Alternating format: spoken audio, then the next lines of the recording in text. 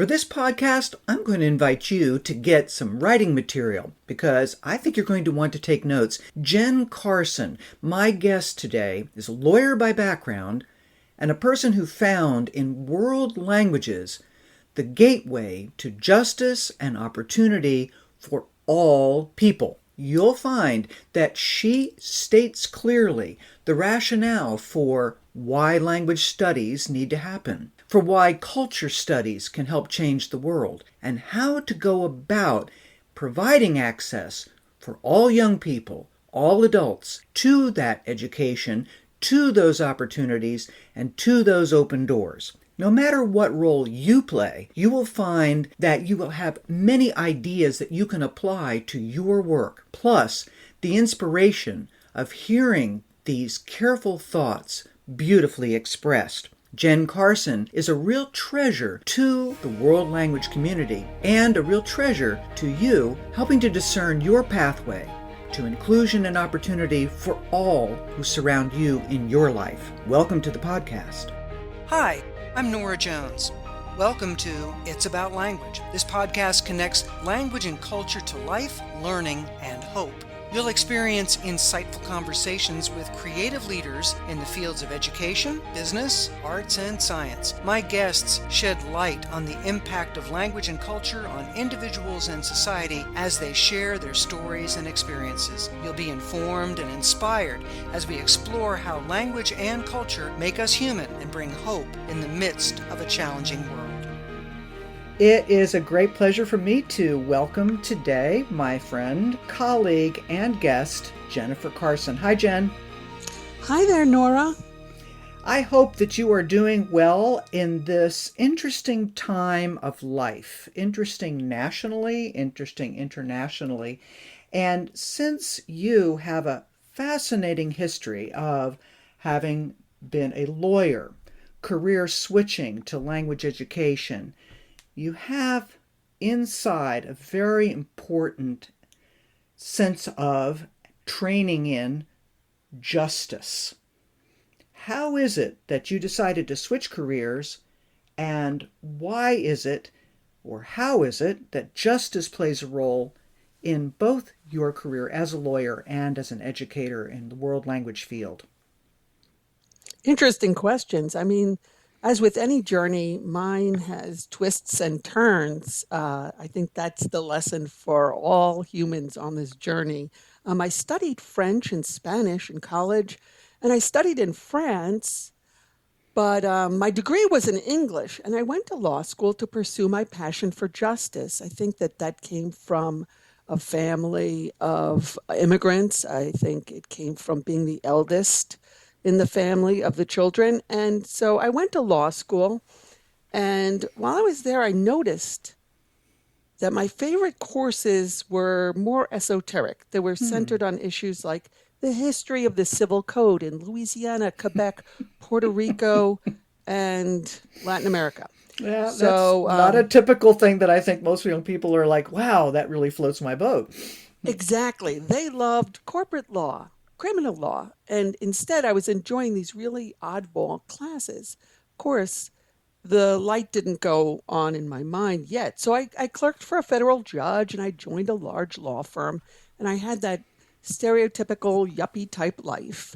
And then after I had children, I had offered to substitute at their school because I spoke Spanish, so I could substitute as a teacher or as the Spanish teacher. And I got a call that they immediately needed a Spanish teacher in grades K-8. So that's FLES all the way through credit bearing. And I jumped in with both feet. And that lasted a year, and it really revealed to me that this is where I needed to be, connecting with young people and broadening their horizons. So I did a lot of soul searching, and I went to the Career Switcher program at my local university here in Norfolk, Virginia, Old Dominion, and I started working as a French and Spanish teacher for Norfolk City Public Schools. Now that I'm in the world language education field, it is the perfect place I was meant to be. And my training and my interest in justice suffuses what I do with curriculum, training teacher candidates, and also in my work with national, regional, and state organizations. In what way? What are some of the specific pathways that you now follow in which that's integrated so thoroughly that you would say that? Well, I think it's as if I not only am I self-fulfilled now by this, my mission, my career, my vocation, but I feel it incumbent on me to advocate wherever I can for opportunity for all students to have this life enhancing opportunity. And that would lead them not only to be more tolerant of others, more accepting of themselves and their own home culture and home language, but also to be successful in a globally competitive economy. You speak there, Jen, of fulfilled life. Let's start there first. What are some of the elements that you have seen in your own life, in the lives of others, that, well, to put it more specifically, that you don't see others seeing such that it needs advocacy? It's such a multi-layered question, but I think about how when I was a lawyer, we were trained to advocate, to be persuasive, and to think about what might be the holes in our arguments. And I can take that, and when I go to the Virginia legislature or up on Capitol Hill to advocate for funding for world languages, for study abroad opportunities for students, and also for different types of certifications and pathways for people to become teachers, and most recently dual language immersion elementary teachers. It's the perfect marriage of those skills, but with the correct intention, or the intention that resonates with me.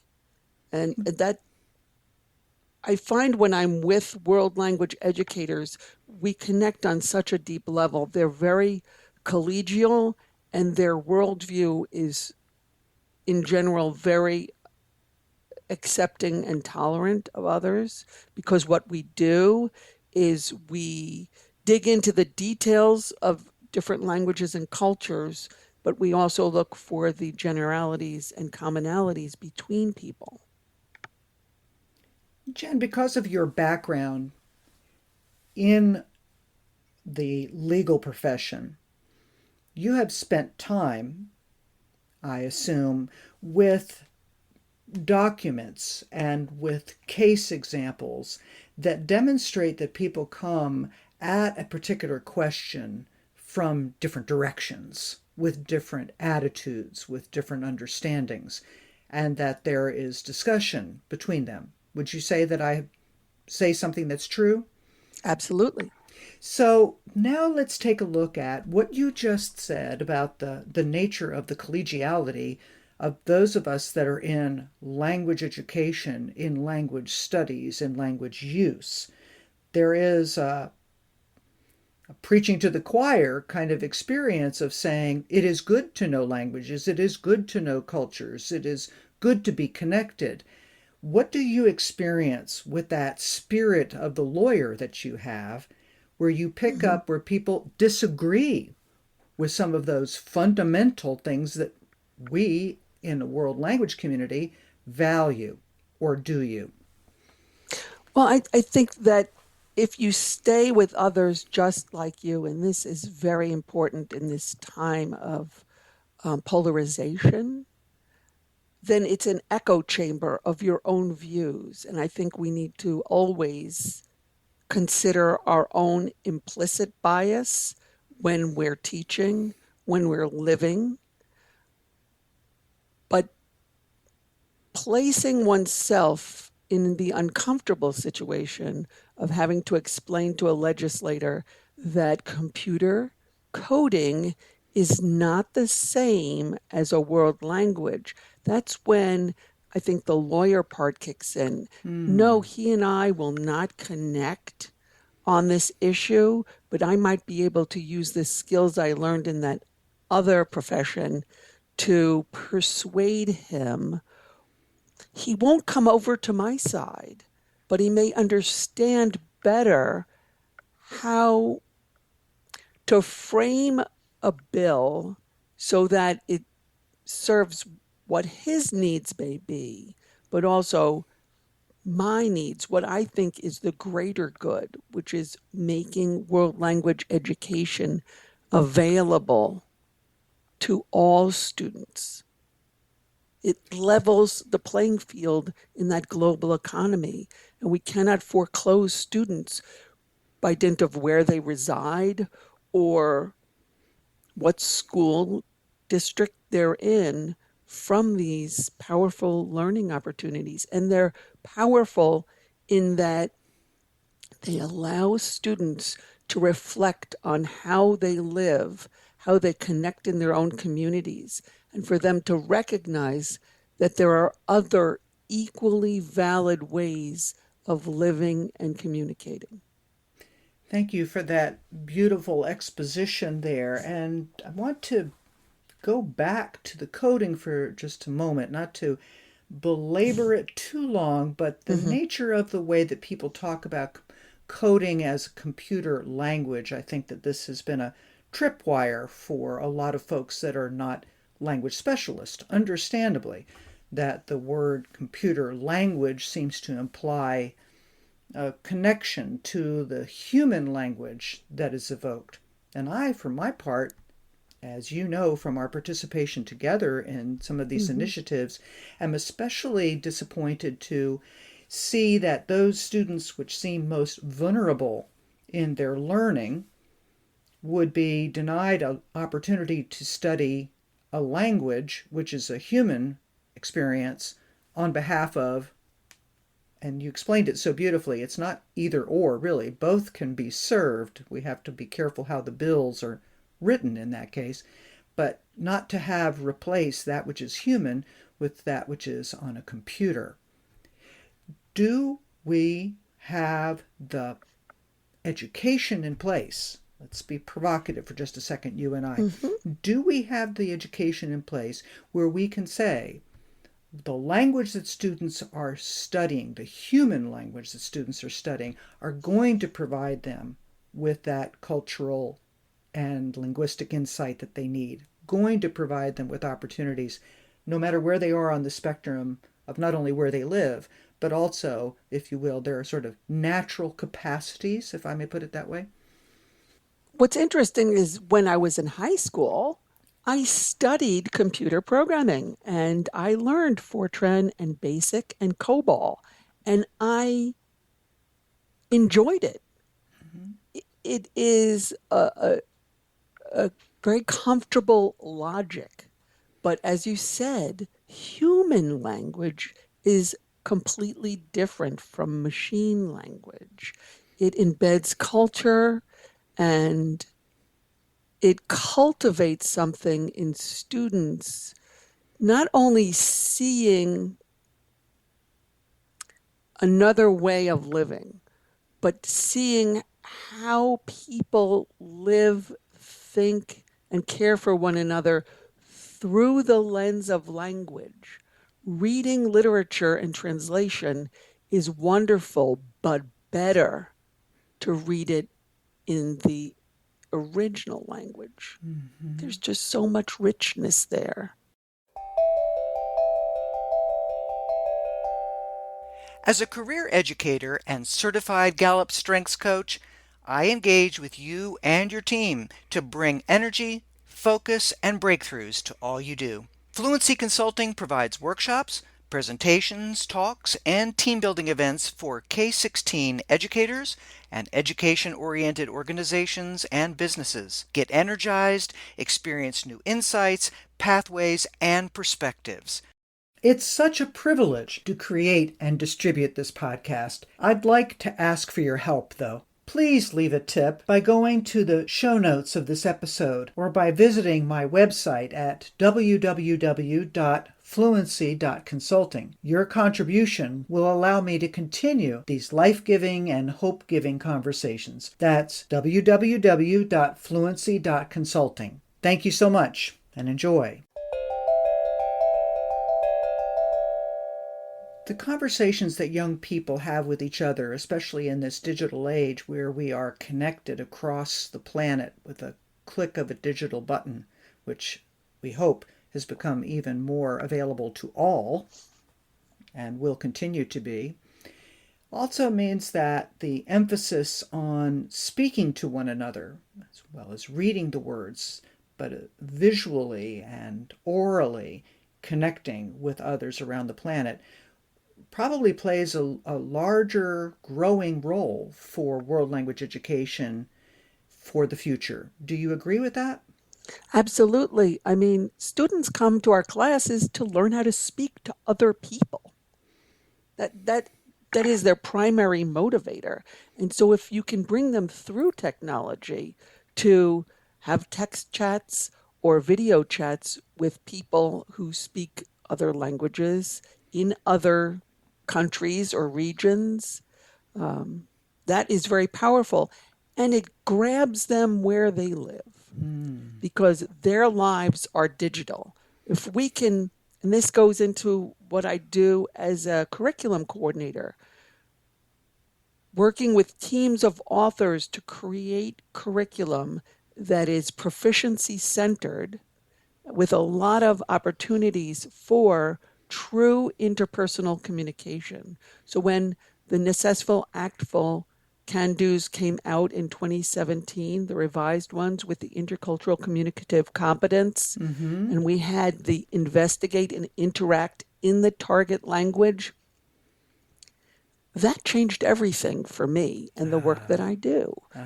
Because we have to have these opportunities provided to all students. Technology just levels the world. It does indeed. Now, Jen, let's go for just a second. There's this beautiful ability to define things that you have from your legal mind, from your training, and also from your general skill sets. You're standing in the middle of advocacy now.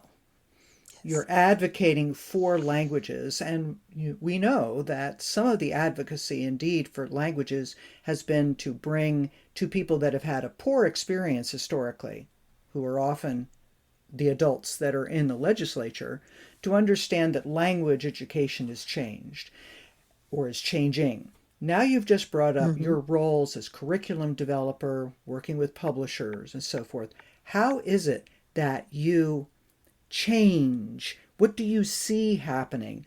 What are the applications in classrooms? What's the impact? What should people in society be looking for when they watch students now learning languages? What outcomes should they expect? Well, we hear all about these really important approaches: social emotional learning, trauma-informed teaching, culturally responsive practices. All of these approaches actually reside in the world language classroom. They can be applied elsewhere, but they're cultivated there. And I feel as if it is my mission to express that to the wider world, because I can share it with you, Norah, but you're already on my team. That's true. I need to express it in a way that is understood by others who have not had my experiences. So they may have gone to school where they learned hola, como está after 4 years of Spanish, and they don't feel competent even ordering from a menu in a Latin American restaurant or a Mexican restaurant. So one of the projects that I'm most excited about is the initiative Global Virginia. Okay. And this now, it grew out of our state conference, FLAVA, in 2016, when I was then president of what is now the Virginia Organization of World Language Supervisors, VOWLS. And we created an articulation panel with early language learning, immersion, K-12, community college, and four-year universities to talk about how we can speak the same language and bridge many four-year universities. They didn't know about the seal of biliteracy and how it could be used as a placement test, how it is focused on performance and proficiency rather than on rote memorization. And so in that conversation grew out a white paper that Dr. Catherine Murphy Judy at Virginia Commonwealth University, she gave this white paper, and it really was a call to action from the 2017 American Academy of Arts and Sciences, their paper, America's Languages, Investing in Language Education for the 21st Century. So it's really like the perfect storm of recognizing what we lack and what we need to do to compete on the global stage. And here in Virginia, we have a strong presence of the intelligence community, the defense community, and so a lot of need for languages. It plays a security role as well. I mean, security has been part of these reports now for decades, which strikes me always as confusing, if not shocking, that our very security is at risk according to those that are specialists in this area. And that also is not necessarily having made an impact. What do you see as the methods, Jen, that will take this collaborative integration and these statements forward so that the message is clear going out into the world of people that normally don't hear it? Well, I mean, Global Virginia has brought together, now we've expanded beyond our educational echo chamber, and we've included industry and governmental officials. We've had in this past year, even during the pandemic, we had 2 Global Virginia summits where we brought together thought leaders from all sectors of society to talk about how we can recognize the home language of English language learners and also those who have not been identified as English language learners but have a home language that is other than English. So empower them to use their languages in their vocation, and not just as a teacher. So there are so many other ways that one uses. It's their language and their cultural competence, just knowing deeply about other cultures and having lived in them allows you to work more collaboratively. And employers seek those softer skills like collaboration and problem solving and critical thinking and creativity that are developed by learning and knowing other languages and cultures. And so we need to continue to reach out to school counselors, human resource people who hire employees. Global Virginia's vision is to empower Virginia's students and workforce. So this is no longer just about student K-20 education. It becomes about career switchers like myself in an increasingly interconnected world. And our mission is to build a global ready Virginia, hence the name, that has a strong multilingual, interculturally competent workforce, prioritizing pathways to bilingualism and multilingualism, biliteracy and intercultural competence. So that's a mouthful. It is. But we're on the road bit by bit, step by step. It's almost like when you think about Sister Cities International and how you had this citizen to citizen diplomacy. When you get to know one person overseas in another country, then you develop an appreciation for them, an acceptance of others. And so we do this. It may not be the hugest, biggest splash, but it's connection by connection. And I think it will bear great fruit. Another thing is that we have a profile of a Virginia graduate, and that includes a lot of these work habits and skills that are developed in students in their world language classes, and they're making that connection so obvious will help. Absolutely so. Now, it's interesting. I'm going to tag on to what you had mentioned about the Sister Cities program, for example, and the outreach, and tie it back to something you also had mentioned about heritage speakers.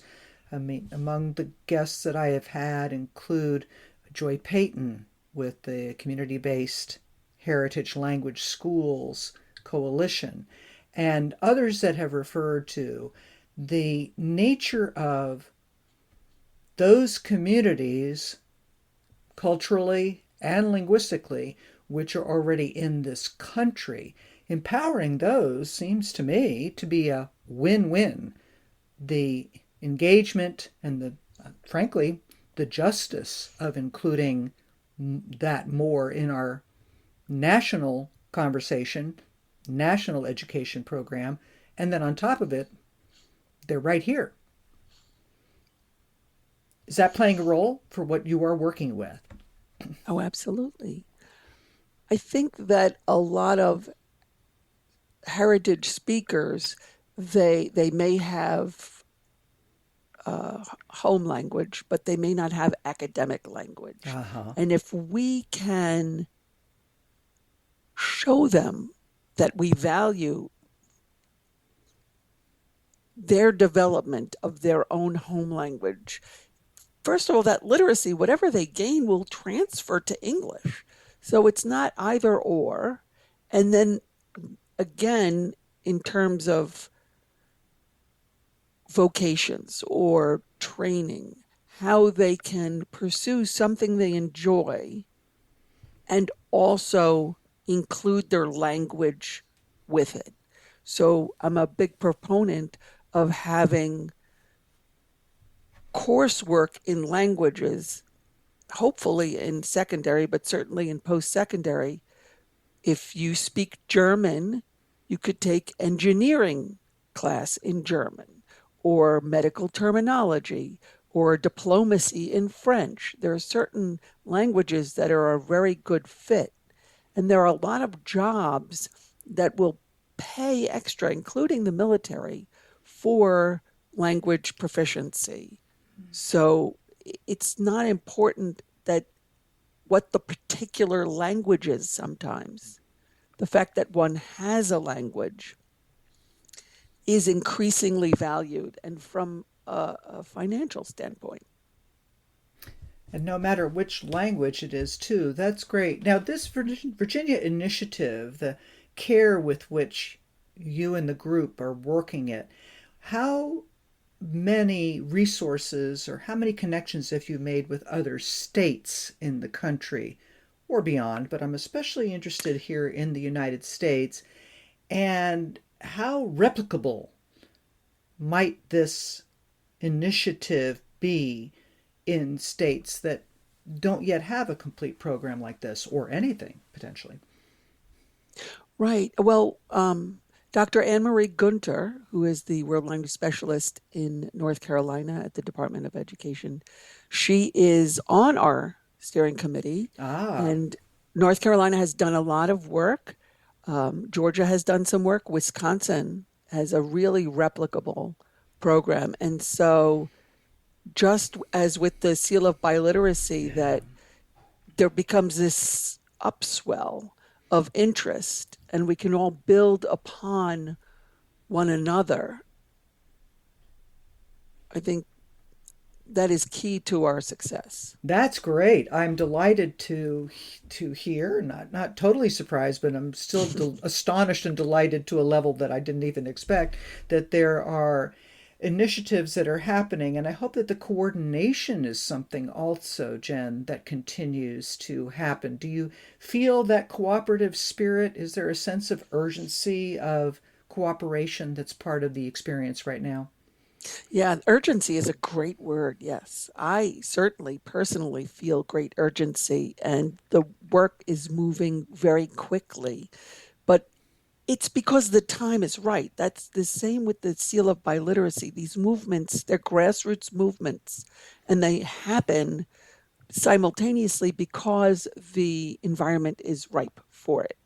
Um, but that's where technology helps too. I mean, we can converse on Twitter about these concerns that we share, and we can work together, collaborate, and build off one another's successes. Every state is different, every locality is different, but there are a lot of commonalities that we can draw from. That's great. And it sounds again like the energy of people finding each other does tend to be an exponential growth, I guess, in that kind Mm-hmm. of experience. People realize, oh, there's someone else out here.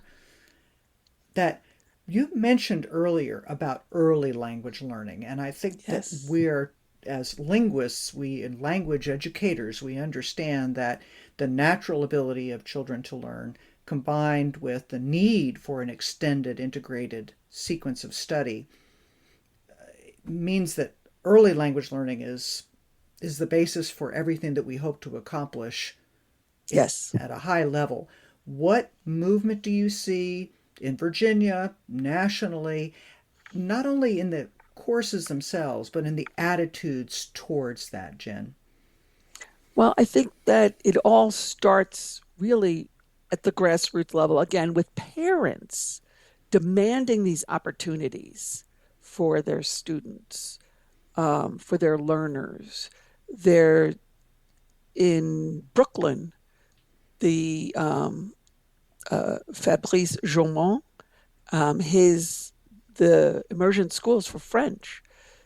They were worried that they couldn't staff the schools, and they had the attitude, "We'll create the schools, the staff will come," and it Yes. worked. Yes.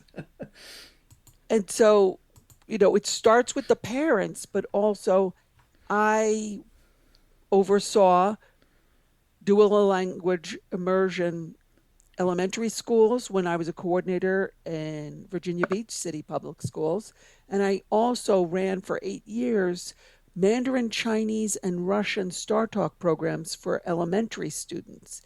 And the joy of these students in learning these new languages, the connections they make to their own language and culture, it's just powerful to watch. And they can develop proficiency at lightning speed.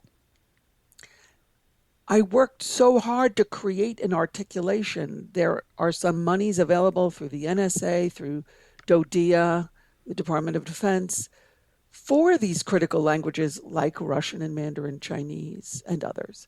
And it still was a very difficult lift to have a self sustaining program because you don't want to steal or poach students from the other 9 languages that you teach, right? Yeah. Yeah. American Sign Language, Latin, Japanese, Spanish, French, German, they're all so valuable. And giving students the opportunity to choose the language they wish to study will make them study more, want to learn more. So it's a form of differentiation. So you don't want to foreclose that.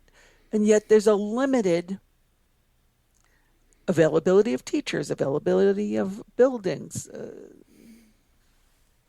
everything. So I don't know that this is all easily solved, but I think that Monsieur Jaumont was on the right track. Just do it. Just do it. And just recently, he had that wonderful webinar with others, the America's Bilingual Century, which I think that ongoing development of possibilities there is just phenomenal.